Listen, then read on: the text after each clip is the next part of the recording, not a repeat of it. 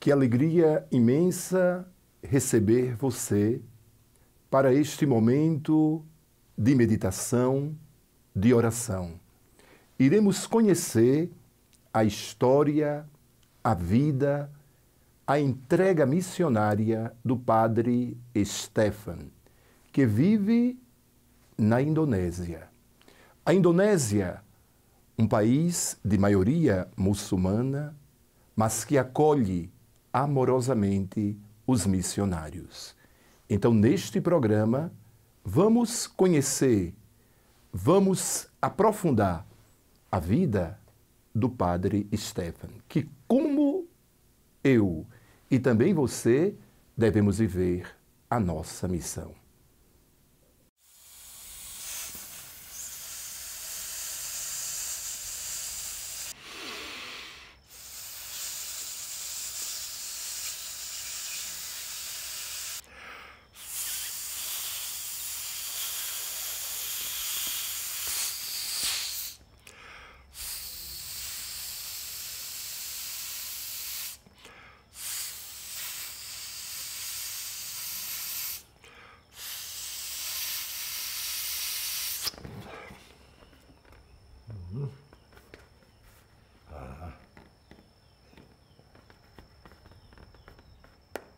Um magnífico globo.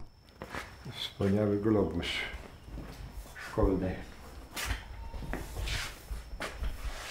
Tak.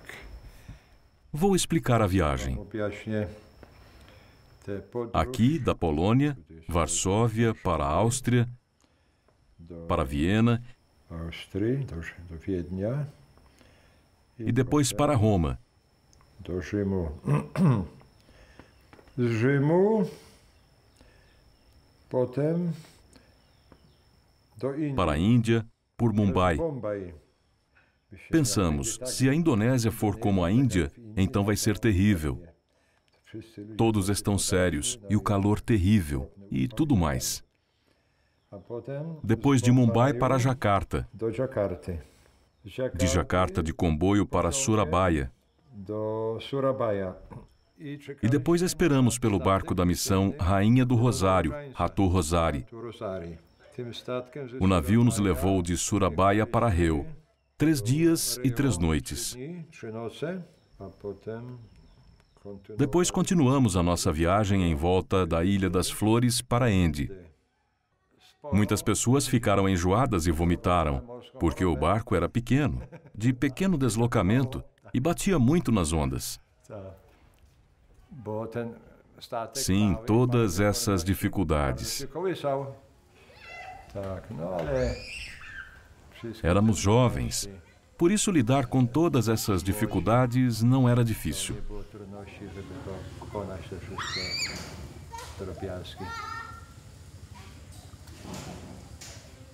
A Indonésia é um país totalmente diferente de todos os outros.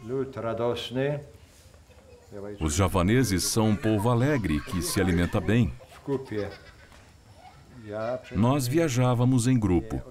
Quanto a mim, não sinto remorsos, apenas alegria por termos conseguido sair para as missões, para realizarmos o nosso sonho. A nossa congregação é uma congregação missionária. Quem se torna verbita deve estar preparado para ser enviado para onde quer que o seu superior decida. Pode fazer 3 propostas. Depois, é o superior quem decide. Consegui partir para a Indonésia.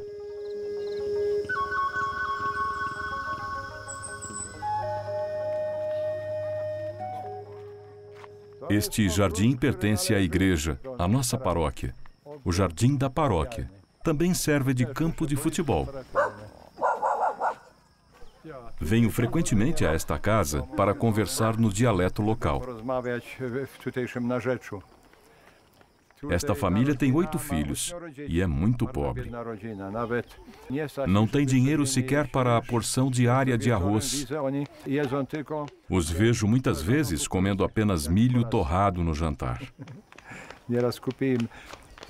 Às vezes compro para eles peixe, que eles depois fritam e comem.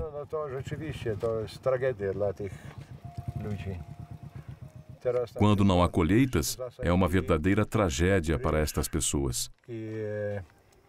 Plantaram arroz e milho, e há mais de um mês que não cai nenhuma gota de chuva. Está tudo seco. Este ano também não vai haver café, nem cacau. O cravinho da Índia é a sua única esperança. Małpa! Cześć! Nasz. I nenek moja i tu ada kra.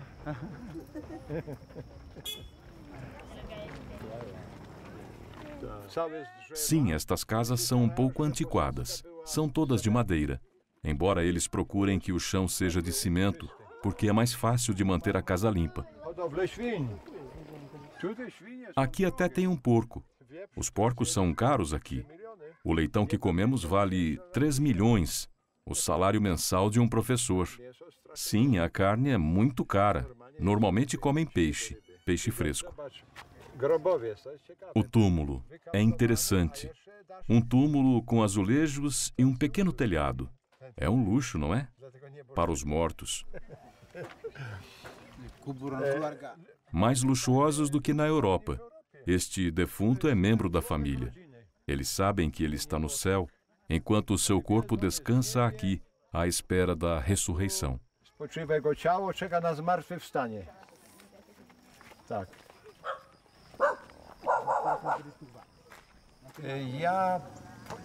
Admiro esses paroquianos.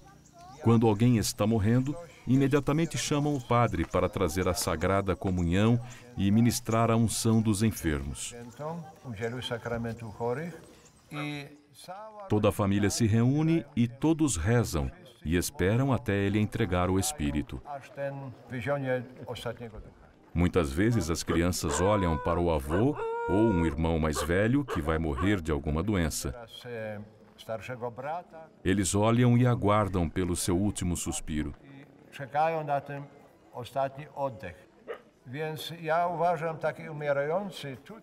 Acredito que quem morre aqui está numa situação muito melhor do que na Europa. Na Europa, esta pessoa estaria deitada numa cama, sozinha, numa clínica, cheia de tubos, mantendo-a viva artificialmente durante vários meses. Pergunto, que tipo de vida é essa? Oh, sim, é bonito. A irmã mais velha cuida dos mais novos. Sim, aqui não sabem o que são bonecas. Aqui a boneca é uma criança, um irmão ou uma irmã mais nova de quem tem de cuidar constantemente durante todo o dia. E as crianças pequeninas são bonecas muito melhores.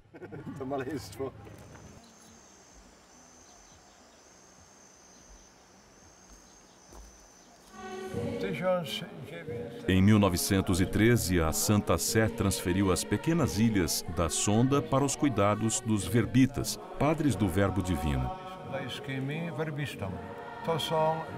As ilhas situadas ao leste da ilha de Bali, Lombok, Sumbawa, Sumba, Flores, Alor, Solor, Lembata e Timor.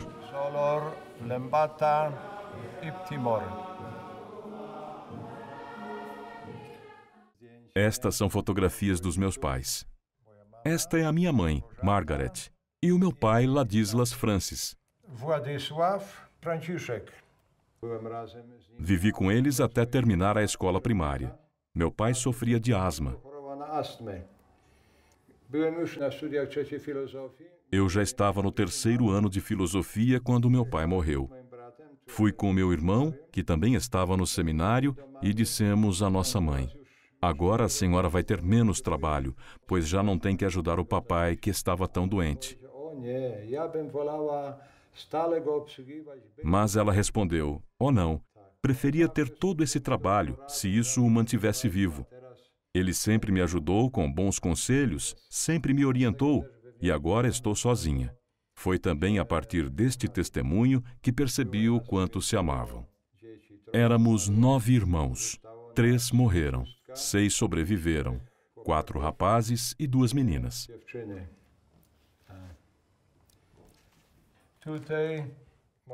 Aqui foi minha primeira missa, e eu abençoando a minha mãe.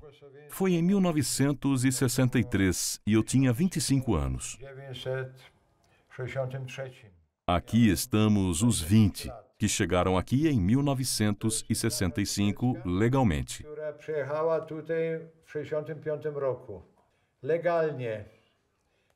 Foi a primeira vez que o governo comunista polonês permitiu que os missionários saíssem para o estrangeiro, porque o embaixador da Indonésia era católico.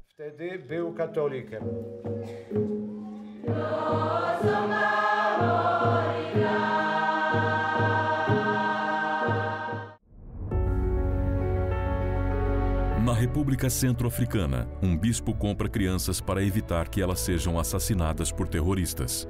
Na Síria, mais de 2.500 crianças que viveram os horrores da guerra recebem leite mensalmente, além de toda a ajuda pastoral. Em Belém do Pará, missionários vão de barco até as ilhas mais isoladas para levar esperança aos que mais sofrem. Tudo isso você pode ver mensalmente no Eco do Amor, o informativo gratuito da Fundação Pontifícia ACN.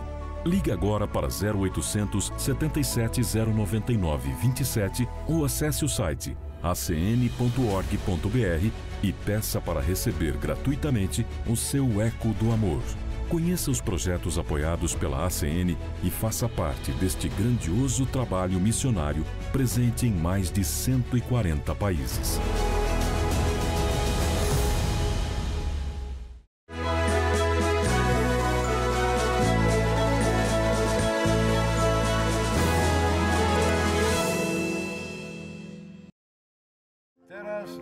Sobretudo durante a época das monções,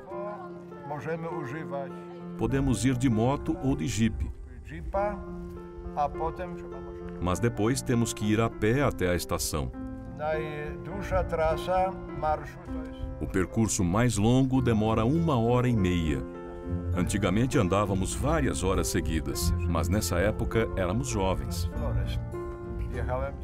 Nessa época não havia estradas, apenas a estrada Transflores. Eu viajava até a paróquia de Mukung, durante as primeiras 6 horas, por uma espécie de trilho, passando por escolas e capelas. Geralmente pernoitava em Mukung e depois continuava até chegar à minha paróquia, em Lenore, a 13.000 metros de altitude. Essa paróquia tinha 15.000 católicos, distribuídos por 12 comunidades pastorais.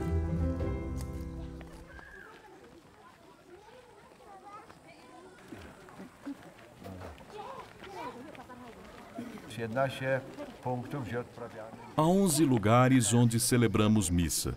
Também preparamos as pessoas para o matrimônio, para receber o batismo e a primeira comunhão.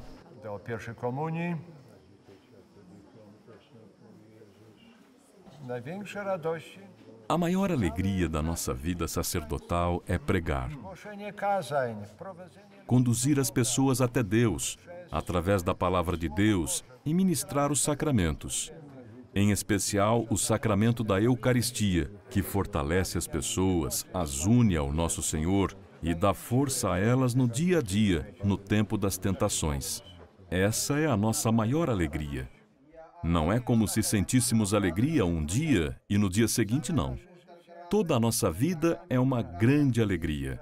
Trabalhamos para o bem terreno e eterno destas pessoas. Essa é a nossa maior felicidade. Dan kami mohon, limpahkanlah rahmat dan berkat-Mu atas abu ini yang akan...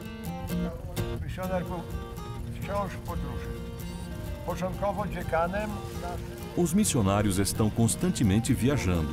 No começo, o nosso diácono era um eslovaco, muito fervoroso e piedoso, o padre Wojciech. Ele organizava encontros mensais para os poloneses. Embora tivéssemos que viajar a cavalo por 12 horas para esses encontros, íamos de bom grado, pois isso nos permitia recolher a nossa correspondência, encomendas e, acima de tudo, nos reunirmos e partilharmos as nossas experiências. Mas com o passar do tempo, os nossos encontros mensais acabaram, dando lugar apenas a alguns encontros por ano. Vivemos alguns momentos duros, sem qualquer contato.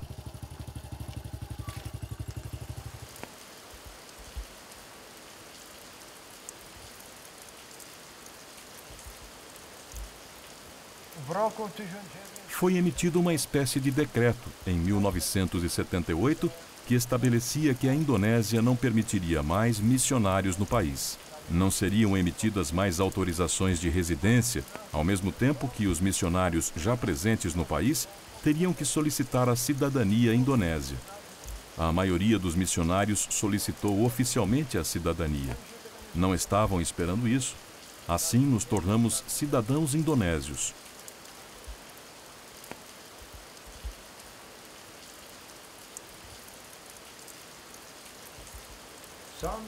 Enquanto os recém-chegados que querem ficar aqui recebem apenas um visto de 3 meses. Precisam deixar o país após 6 meses e depois voltar. E assim se repete o procedimento. A nossa ordem tem cerca de 6.000 membros verbitas. Cerca de 400 missionários da Indonésia trabalham no estrangeiro, em mais de 40 países, até na Polônia. É um verdadeiro fenômeno, não é?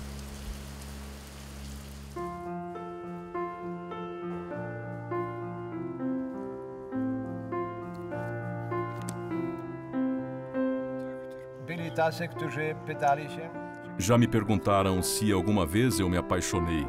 Tive que responder com honestidade que sim, que tinha me apaixonado. No ensino fundamental, fiquei apaixonado por uma menina até o 4º ano.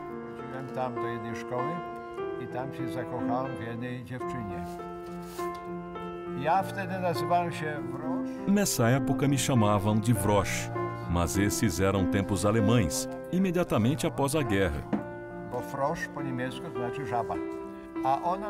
Por isso ela me chamava de Frosch, que em alemão significa sapo. Ela se chamava Topovna, por isso eu lhe chamava de Topek.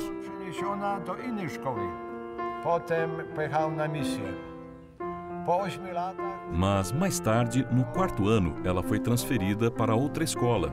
Depois disso, parti para as missões. 8 anos mais tarde, eu voltei a Veiherovo, a minha cidade natal, para passar as férias. Preguei um sermão missionário em todas as paróquias. Depois andei com o cesto recolhendo as esmolas. Eu estava embaixo do coro quando de repente olhei para cima e lá estava ela.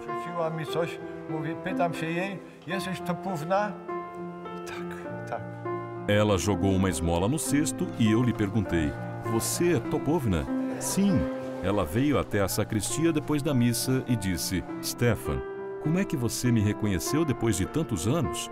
Eu respondi: "Sabe, Topek, você é tão bonita que a sua imagem ficou impressa de forma indelével na minha mente. Por isso não consegui lhe esquecer ao longo de todos esses anos."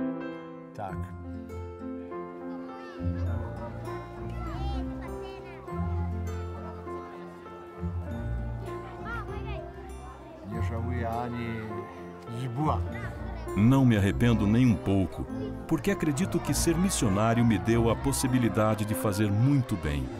Disse para mim mesmo que missão maravilhosa, poder conduzir todas estas pessoas para Deus, ensinar a elas o que é o mal e o que é o bem, garantir que eles não se desviassem deste caminho, a fim de chegarem à meta final, que é o céu. É uma missão maravilhosa, a melhor possível em todo o mundo.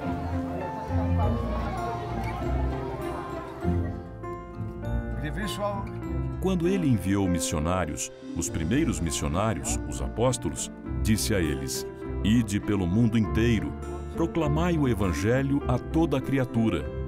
Ele garantiu que os acompanharia até o fim.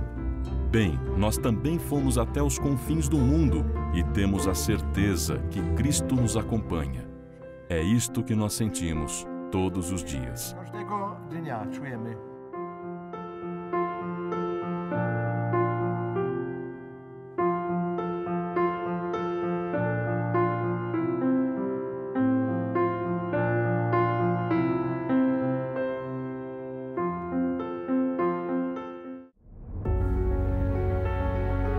Na República Centro-Africana, um bispo compra crianças para evitar que elas sejam assassinadas por terroristas. Na Síria, mais de 2.500 crianças que viveram os horrores da guerra recebem leite mensalmente, além de toda a ajuda pastoral.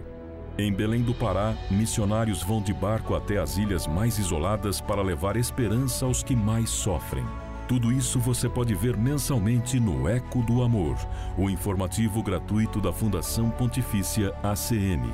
Ligue agora para 0800 77 099 27 ou acesse o site acn.org.br e peça para receber gratuitamente o seu Eco do Amor.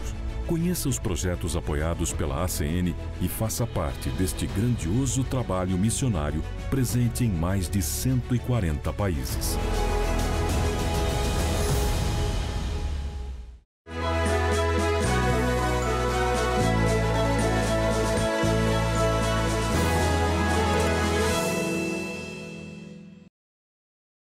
E eu gostaria de trazer o tema da missão, caracterizando alguns aspectos bem próximos de nós.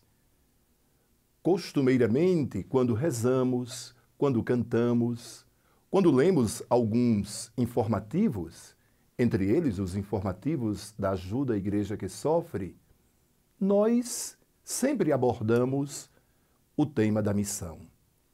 Mas o que é a missão? É algo reservado para bispos, para o Papa Francisco, para padres, para leigos ou missionários que deixaram o Brasil e foram para a Indonésia, para outros lugares? É também, mas não apenas isto. A missão, bem como foi detalhada pelo Padre Stefan, começou na sua casa. Os pais dele rezaram sempre para que Deus pudesse favorecer, abençoar a família com uma vocação missionária. E é aí que entra o grande serviço da Ajuda à Igreja que Sofre. Em primeiro lugar, é também um serviço de informação, mas um serviço de oração. E você pode participar. Ou, aliás, você já participa, mas pode intensificar esta presença e colaboração com a missão da Igreja, com a missão da Ajuda à Igreja que Sofre. Ligue para o telefone 0800 77 099 27 ou, quem sabe, acesse o nosso site acn.org.br e assim você vai conhecer esta história, mas também encher o coração e a vida e colaborar. O Padre Stefan deu um grande testemunho para todos nós, mas o mais importante é que o testemunho dele acenda em mim, acenda em você também o desejo de viver sua vocação missionária. E não poderíamos deixar de, neste momento, rezar você comigo a oração por todos os missionários. Senhor Jesus, que pelo nosso batismo, nós também somos chamados a viver uma vida para Deus, mas não apenas uma vida voltada para mim e o meu Deus, mas uma vida voltada para o outro. E voltar-se para o outro é também aproximar o outro de Deus e das coisas divinas. Pedimos a tua bênção para todos os missionários, em nome do Pai, do Filho e do Espírito Santo. Amém. A missão é do Padre Stefan, a missão é do leigo, é do bispo, é do padre, é de todos nós, porque o amor de Cristo está presente em todas as nossas vidas. Viva e colabore nesta missão.